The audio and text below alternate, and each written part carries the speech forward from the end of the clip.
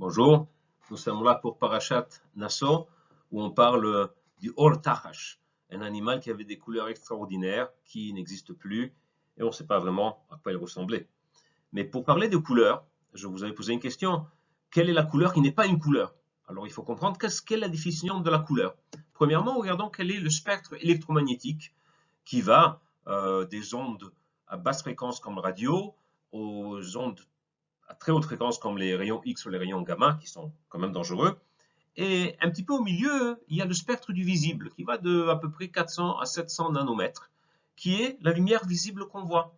Et on sait tous que la lumière, par exemple du soleil, si on prend un prisme qu'on a appris à l'école, elle peut être séparée de ces couleurs qui sont dans l'arc-en-ciel, le rouge, l'orange, le jaune, etc., etc. Et donc on a toutes les couleurs. Donc la lumière blanche qu'on voit du soleil, elle a toutes les couleurs. Alors qu'est-ce que c'est qu'une couleur? La couleur, en fait, c'est quand la lumière interagit avec une surface, elle absorbe certaines fréquences et rejette, reflecte d'autres fréquences. Et donc, quand nous voyons le rouge de la pomme, c'est que la pomme a absorbé toutes les fréquences, sauf le rouge qui est reflété et qu'on voit, ou la feuille verte, elle a absorbé toutes les fréquences sauf le vert que l'on voit, et donc on perçoit le vert. Ça, c'est une couleur. Il y a un animal qui a des couleurs extraordinaires, c'est le papillon. Là, on a des exemples de papillons, et ces couleurs ne sont pas des couleurs. Ne sont pas des couleurs comme nous les avons définies, parce qu'en fait, les couleurs des papillons, c'est ce qu'on appelle une couleur structurelle. C'est-à-dire, c'est pas une couleur. La lumière, elle interagit avec des nanostructures, c'est-à-dire des structures qui sont très très proches et très petites l'une de l'autre. On parle de dizaines ou centaines de nanomètres. Et ça crée un phénomène de réfraction et d'interférence. Et cette interférence construit des ondes que nous percevons comme des couleurs. Donc, quand nous voyons la couleur du blue morpho, qui est un type de papillon, on voit que c'est bleu, c'est très joli. Ben, en fait, c'est l'interaction de la lumière avec toutes ces structures-là qui ont des dimensions de dizaines ou centaines de nanomètres qui interagissent entre elles.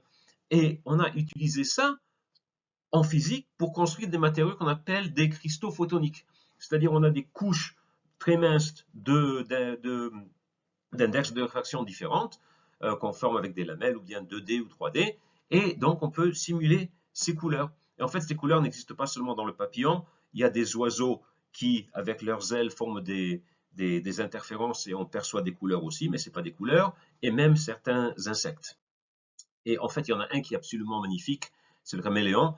Et lui, qu'est-ce qu'il a? Il a sur sa peau, il a des petits points, des nanostructures. Et ce qui se passe, c'est en fonction de son humeur, il change la distance entre ces points. Donc, si ces points sont distants, disons, une certaine distance, on voit vert. S'il les élargit ou les rétrécit, les fait plus proches ou plus loin, on va percevoir une autre couleur. Et c'est pour ça qu'il peut moduler sa couleur, mais en fait, il ne change pas de couleur, il n'y a pas de couleur. C'est une réfraction avec interférence de la lumière avec la peau du caméléon qui a ces petits points dessus. Et de là, on peut voir toutes les couleurs magnifiques qu'il a. Et quand on voit ça, on ne peut pas penser à la phrase magnifique du Rav Sitruk Zatzal qui nous disait que la nature, c'est le voile pudique de protection que Dieu étend sur l'homme pour ne pas le forcer à croire en Dieu.